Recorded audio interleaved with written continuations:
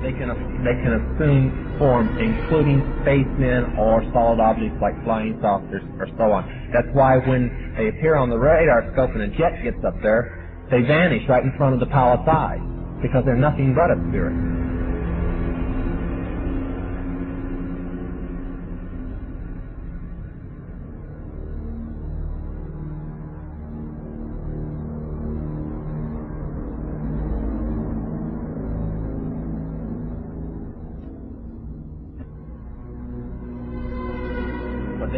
They can assume forms, including spacemen or solid objects like flying saucers or so on. That's why when they appear on the radar scope and a jet gets up there, they vanish right in front of the palace eyes, because they're nothing but a spirit.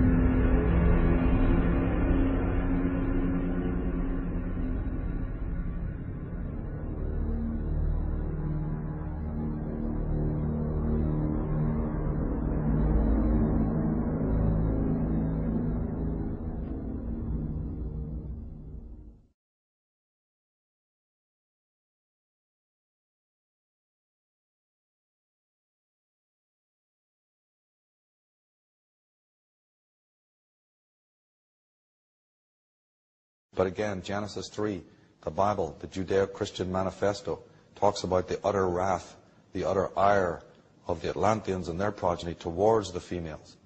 This was a crime that they had committed 30, 50,000 years ago that would never be forgotten. Genesis says, because thou hast done this, thou art cursed above all cattle and above every beast of the field. Upon thy belly thou wilt go, and dust shalt thou eat all the days of thy life. I mean, clearly anybody with 2 brain cells can see that merely eating an apple off of a tree could hardly merit this kind of wrath. We have a very imbalanced story here. I mean, the whole story of Eve creating the fall is so ludicrous as to not even want to be mentioned. Why would the Lord God not respond with compassion or love or forgiveness? And just in case anyone says, well, maybe he is thinking that the serpent represents the female, a theme he tries to present just before this. But this would contradict his own theory, which is that the serpent represents the Lemurians, and the Lemurians were offering Eve the apple, or trying to get Eve to come with them to their planet to be rejuvenated and re-educated. You just can't have it both ways.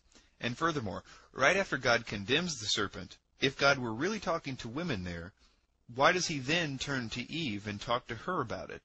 Are we to believe that the true symbolism of the Bible is that the serpent and Eve represent Eve? As I said, it's not even consistent with his own version of the story.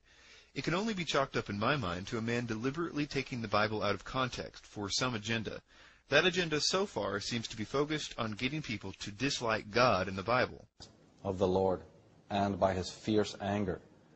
So there, Blavatsky, one of the greatest scholars the world has ever known, writes in this way. She says, the appellation Satan in Hebrew belongs by right to the first and cruelest adversary of all other gods, Jehovah, not in the serpent which spoke only words of sympathy and wisdom.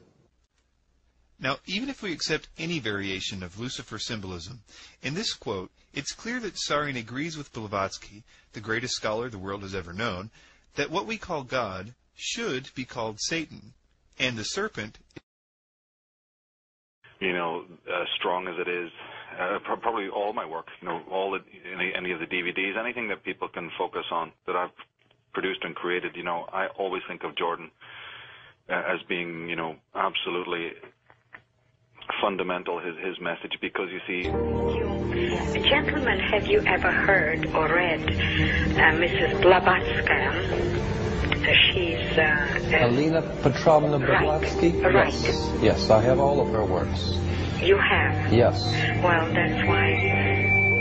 Yes. I think her best work was Isis Unveiled, Part 2, which is theology. Right.